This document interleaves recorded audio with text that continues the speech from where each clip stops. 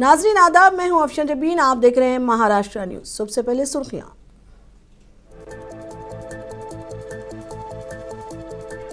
राहुल गांधी ने मुल्क के इंतखाबी निजाम पर उठाए संगीन सवालात। वोटर लिस्ट में छेड़छाड़ के जरिए बीजेपी को फायदा पहुंचाने के इलेक्शन कमीशन पर लगाया इल्जाम।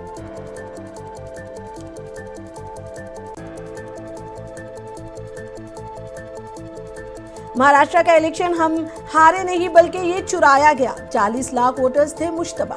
राहुल गांधी ने इस मामले की तहकीकात का किया मुतालबा।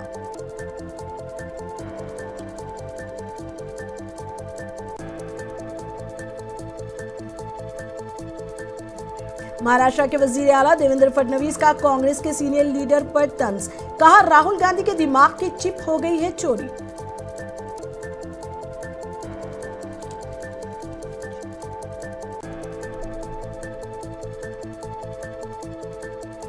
प्रभनी का अहम सियासी चेहरा एनसीपी के साबिक एमएलए बाबा जानी दुर्रानी अपने हामियों के साथ कांग्रेस में हुए शामिल।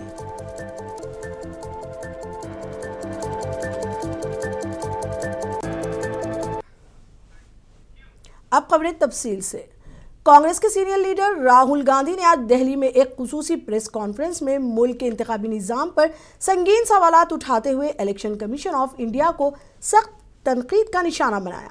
उन्होंने दावा किया कि बीजेपी को फायदा पहुंचाने के लिए वोटरों की फेहरिस्त में छेड़छाड़ की गई, जाली वोटरों के नाम जोड़े गए और इंतखाबी निजाम की शफाफियत को मजरूह किया गया। इनके मुताबिक जमहूरियत की बुनियाद एक शख्स एक वोट आज खतरे में है। उन्होंने सवाल उठाया कि जब वोटर लिस्ट अवाम की मिल्कियत है तो इसे खुफिया क्यों रखा जा रहा है, हमें वोटर लिस्ट क्यों नहीं दी जा रही। उन्होंने एक बार फिर इलेक्शन कमीशन पर शदीद सवालात उठाते हुए इल्जाम लगाया कि मुल्क भर में वोटर लिस्ट में छेड़छाड़ के जरिए बीजेपी को फायदा पहुंचाया जा रहा है। True or not? So for some time now, there has been suspicion among the public based on a couple of points. Anti-incumbency is something that hits every single party in every single democracy. But for some reason, the BJP is the only party in a democratic framework that basically does not suffer this idea of anti-incumbency. That was the first thing. Second thing, exit polls, opinion polls saying one thing, you saw in the Haryana election, you saw in the Madhya Pradesh election, and then suddenly the result going in a completely different direction with massive swings. And this also included our own internal polling, which is quite sophisticated. So polling was showing us something, opinion polls were showing us something, polls, the regular polls showing us something, and suddenly we are finding the result is in the opposite direction. Third thing, we noticed that there is always a reason. There is always a reason given for this lack of anti-incumbency, for this shift suddenly from these opinions. Press conference के दौरान राहुल गांधी ने महाराष्ट्र के assembly इंतखाबात को लेकर election commission पर बराह रास्त हमला बोला। उन्होंने दावा किया कि हम महाराष्ट्र में इलेक्शन हारे नहीं बल्कि वो इलेक्शन चुराया गया है। उन्होंने कहा कि रियासत में 40 लाख वोटर्स मशकूक हैं जिनकी मौजूदगी पर कई सवाल खड़े होते हैं। राहुल गांधी ने कहा कि वोटर लिस्ट में शामिल इन मुश्तबा नामों की तहकीकात होनी चाहिए और इलेक्शन कमीशन को वाज़ेह तौर पर बताना चाहिए कि मौजूदा वोटर लिस्ट दुरुस्त है या गलत। राहुल गांधी के साबिक ये मामला सिर्फ महाराष्ट्र तक महदूद नहीं बल्कि पूरे मुल्क में एक मनसूबाबंद तरीके से वोटर लिस्ट में छेड़छाड़ की जा रही है।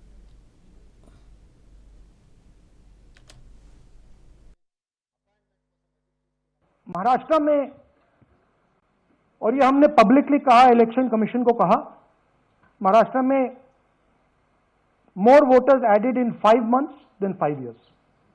More voters added in 5 months than in 5 years caused us suspicion. More voters than the entire population of Maharashtra. Again, very surprising fact. And then huge jump in voter turnout after 5 p.m. And everybody saw this. Maharashtra में विधानसभा में हमारा गठबंधन wipe out हो जाता है और लोकसभा में कुछ ही महीने पहले हमारा गठबंधन स्वीप करता है। Very suspicious. एंड महाराष्ट्र में we found at the state level that Lok Sabha और विधान सभा के बीच में 1 crore new voters came into the game. So we went to the Election Commission. I gave speech in Parliament. India Gathbandhan leaders did a press conference. No response. And then I wrote this article, and which we printed in multiple newspapers. Rahul Gandhi ने power point presentation के जरिए election commission के अदाद-ओ-शुमार पेश किए। उन्होंने बताया कि किस तरह वोटर लिस्ट में छेड़छाड़ की जा रही है और फर्जी वोटर बनाए जा रहे हैं।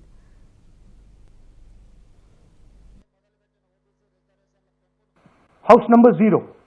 No, you're laughing. There are thousands and thousands of these people. No address, house number 0. House number 0. House number 0. 0. House number 0. Father's name ILSDHFHUG. थोड़े और फादर्स नेम दिखाओ, ये बड़े इंटरेस्टिंग नाम है इनके। DFOIGOIDF father's name. नहीं, आप हंस रहे हो भैया, पूरा सिस्टम उड़ा दिया है, चोरी हो रही है। अभी तो शुरुआत की है हमने, और दिखाइए। Now these are of 3 types. Either an address that doesn't exist, you go look for it, it's not there, or the address is 0, house number 0, or street number 0, or then the address cannot be verified. These are 40,000 voters. Next, here is house number 35. 80 voters live in this house. We sent people to check. They got beaten up. These 80 people live in this house. It's a single story, single room house. Here's another one. Booth number 366. थोड़ा इसमें zoom in करो. 46 voters, all from different families, living in a single bedroom house.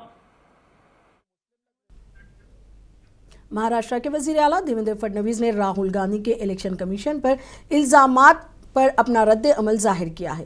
Fadnavis ने कहा कि ऐसा लगता है कि राहुल गांधी के दिमाग की चिप चोरी हो गई है, इसलिए वो ऐसी बातें कर रहे हैं। राहुल गांधी ने पत्रकार परिषद लेके वोट चोरी का आरोप फिर से किया है।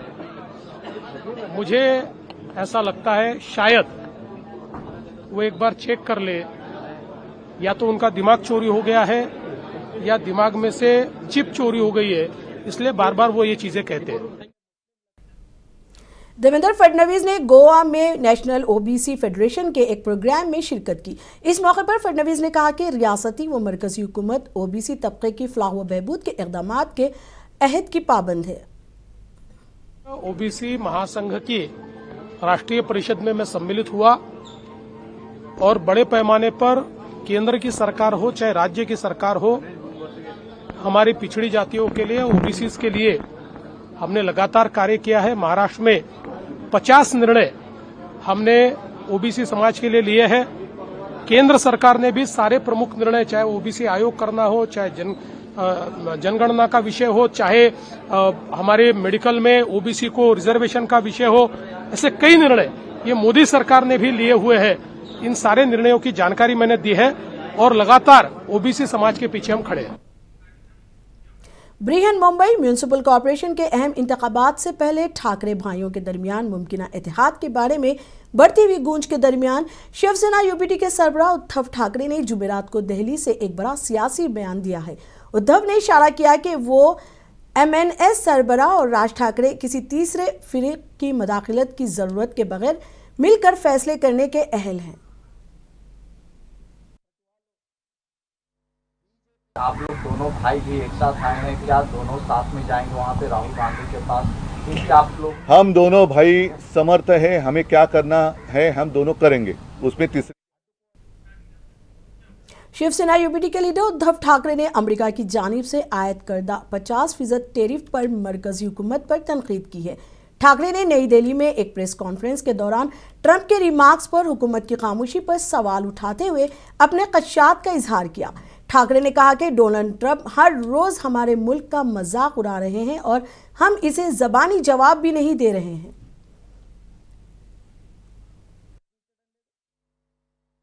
तुमचा प्रश्न हा देशाच्या दृष्टीने खूप महत्त्वाचा प्रश्न आहे, कारण ह्याचा फटका हा सर्वसामान्यांना पण बसणार आहे। ट्रम्प आपल्या देशाची म्हणजे मोदींची अक्षरशः थट्टा करतायत, खिल्ली उडवतायत आणि आपण त्यांना अजिबात एक अवाक्षराने सुद्धा उत्तर देऊ शकत नाही आहोत.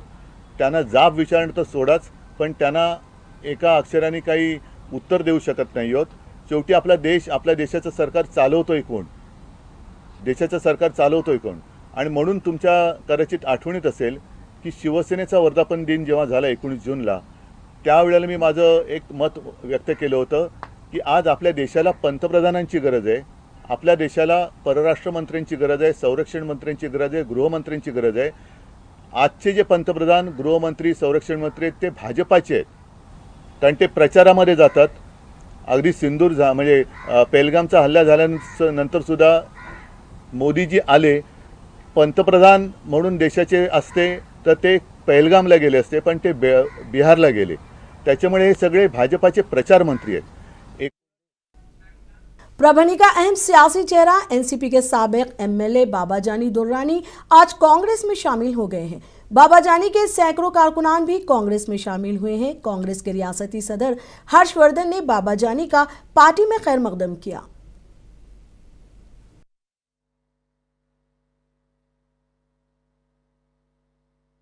त्या खोलीमध्ये मी वारंवार गेला तर तिथेच राहत असतो.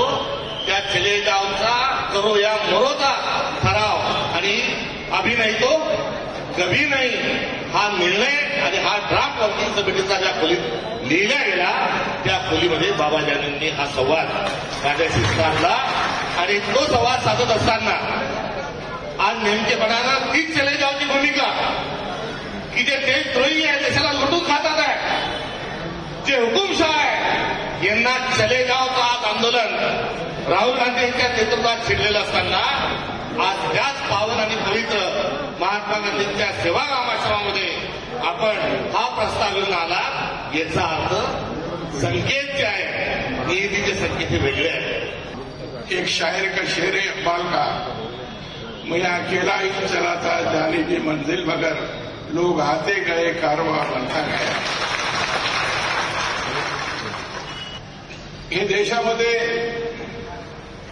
जे पद्धतीने राजकारण चालू आहे आणि तेच पद्धतीने जे राज्यामध्ये जे आजचं सरकार आहे, आपण देशाचं आणि राज्याचं चित्र पाहिला तरी देशामध्ये अल्पसंख्याक मुस्लिम समाज असेल, दलित समाज असेल, काँग्रेसचे कालखंडामध्ये जसा सुरक्षित आणि सर्व धर्म संभाव सगळ्याला घेऊन जाणारा आहे असा पक्ष म्हणजे काँग्रेस पक्ष. कुरैश बिरादरी की हड़ताल जैसे जैसे तूल पकड़ती जा रही है, वैसे वैसे इससे जुड़े नए नए मसाइल भी सामने आ रहे हैं।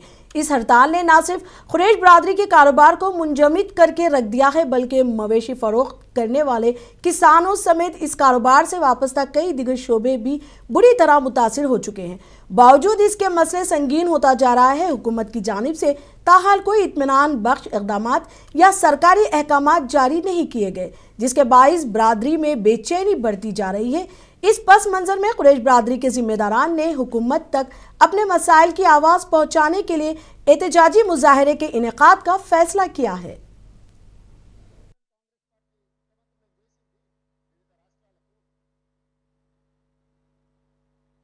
हमारे शेतकरी भाई और कुरैश बिरादरी और यहाँ के नांदेड़ शहर के तमाम तंजीमें, जो सोशल वर्कर्स है, पॉलिटिकल पार्टीज़ है, सेकुलर जमात से ताल्लुक़ रखने वाले हैं, उन सबको हमने इनवाइट किया। और इसके साथ ही हमारे उलमा इकराम को भी हमने इनवाइट किया। 8 अगस्त बरोज़ जुम्मा कलेक्टर ऑफिस के सामने ये धरना रखा गया है, जिसमें सभी मुसलमानों से और काश्तकारों से और दलित भाइयों से मैं अपील करता हूँ, ये धरने को कामयाब करे और ज़्यादा से ज़्यादा शिरकत करे। औरंगाबाद के मौलाना आज़ाद और रिसर्च सेंटर में नाबीना हुफ़ाज़ को तहनीत पेश की गई।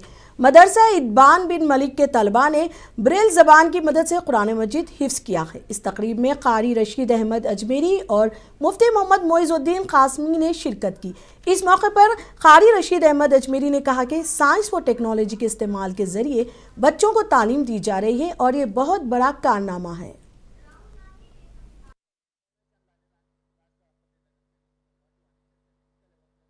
मैं ये समझता हूँ कि इस वक्त साइंस और टेक्नोलॉजी का इस्तेमाल करके ये जो बच्चों को तालीम दी जा रही है और इनको पढ़ाया जा रहा है, तो ये बहुत बड़ा कारनामा हुआ है और औरंगाबाद शहर की तारीख में आज का ये इजलास लिखा जाएगा।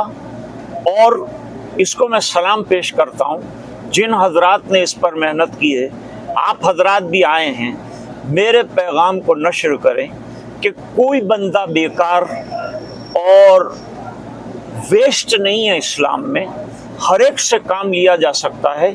अगर उनकी सलाहियतों को उजागर करेंगे तो वो इस देश के भी काम आएंगे, हमारे मुल्क के भी काम आएंगे और देश के अच्छे से अच्छे नागरिक बनेंगे। उनको मैनर्स भी सिखाया जाएगा और उनको दुनिया की तालीम भी दी जाएगी और उनको स्कॉलर भी बनाया जाएगा और उनको धार्मिक भी बनाया जाएगा कि वो धर्म का भी लिहाज रखें। मेरा यही पैगाम है कि आज का इजलास बहुत कामयाब और मेहनत करने वालों की मेहनत भी कामयाब, आपका आना भी कामयाब। मैं औरंगाबाद शहर को इसकी मुबारकबाद देना चाहता हूँ। जितने भी तलबा थे वो नाबीना तलबा और हाफिज़ कुरान हाफिज़ हुए, तो इस पर आप क्या कहें? ये बहुत बड़ा कारनामा है, ये कुरान का एक मौजूज़ा है कि नाबीना होने के बावजूद 114 सूरतें हैं कुरान की, and there are more than 6,000 verses of Quran they have memorized without eyes. So this is the miracle for them. एकता संगठन जलगांव की जानिब से जिला कलेक्टर के दफ्तर के सामने गजा में जारी जंग, भूख, बच्चों की अमवात और इंसानी हुकूक की खिलाफ वर्जियों के खिलाफ पुरअमन एहतजाज किया गया।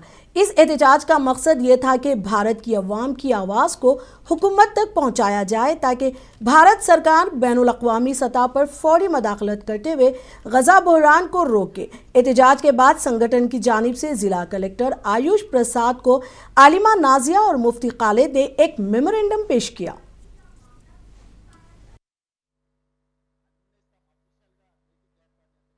हमारी मांगे इस प्रकार की है। एक, भारत सरकार गाजा में तत्काल युद्ध विराम की पहल का समर्थन करे। दो, वहाँ राहत सामग्री यानी भोजन, दवाइयाँ, पानी पहुँचाने हेतु अंतर्राष्ट्रीय दबाव बनाए। तीन, निर्दोष नागरिकों की रक्षा के लिए आवाज़ उठाए। चार, भारत सरकार यूनाइटेड नेशन और OIC से स्वतंत्र जांच की मांग करे और खास करके OIC जो 57 इस्लामिक राष्ट्र का संगठन है वो UN पे और अमेरिका पे और इसराइल पे दबाव लाए। यहाँ पर तो खास तौर से नस्ल को तबाह करना ये अमेरिका और इसराइल का मकसद है और हम इसके खिलाफ हैं और हम हमेशा इसके खिलाफ रहेंगे। और हम भारत सरकार से भी अपील करते हैं कि वो हमारा सपोर्ट हमारे गाजा का सपोर्ट करे और गाजा हमारा नहीं, पूरे वर्ल्ड का एक हिस्सा। जिला जलगांव के नसीराबाद म्यूनिसिपल काउंसिल की तरफ से तरक्याती कामों में हो रही मुसलसल लापरवाही और गफलत के खिलाफ आज मुकामी शहरियों ने म्यूनिसिपल काउंसिल के दफ्तर के सामने धरना दिया। इस एहतजाज की क़यादत सैयद वासिफ अली ने की। खास बात यह रही कि इस एहतजाज में ख्वातीन और छोटे बच्चों की भी बड़ी तादाद रही। इस दौरान म्यूनिसिपल चीफ ऑफिसर रविंदर गैर हाजिर रहे, जिस पर शहरियों में मजीद नाराजगी देखी गई। ताहम म्यूनिसिपैलिटी के water supply engineer, contraction engineer और आज़ाद पटेल ने मुजाहिरीन से बात की और मसाइल हल करने का यकीन दिलाया।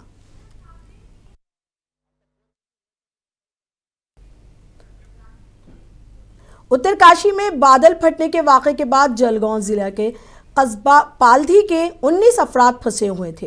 काफ़ी वक्त तक इनसे राब्ता भी नहीं हो पा रहा था, जिसकी वजह से मुतासरीन के अहले खाना काफ़ी फिक्रमंद थे। इसी दौरान इत्तला मिली है कि मुतासरीन का घर वालों से राब्ता हो गया और वो महफूज है।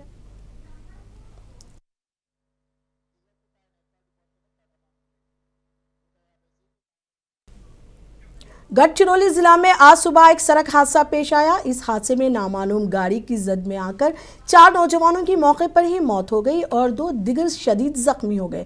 गढ़चिरौली आरमोरी रोड पर वाक़े कटाली गांव के नौजवान आज सुबह 5 बजे सड़क पर पैदल जा रहे थे। इसी दौरान एक गाड़ी ने नौजवानों को टक्कर मार दी। हादसे के इत्तला मिलते ही गांव के लोग मौके पर जमा हो गए और सड़क हलाक करके नारेबाजी की। पुलिस इस मामले की जांच कर रही है।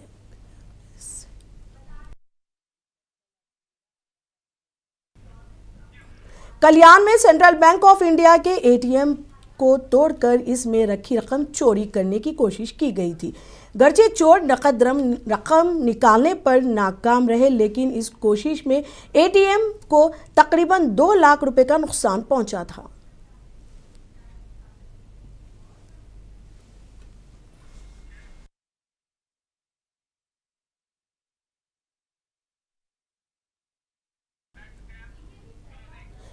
महाराष्ट्र न्यूज में अब तक के लिए इतना ही। मुझे दीजिए इजाजत। आदाब।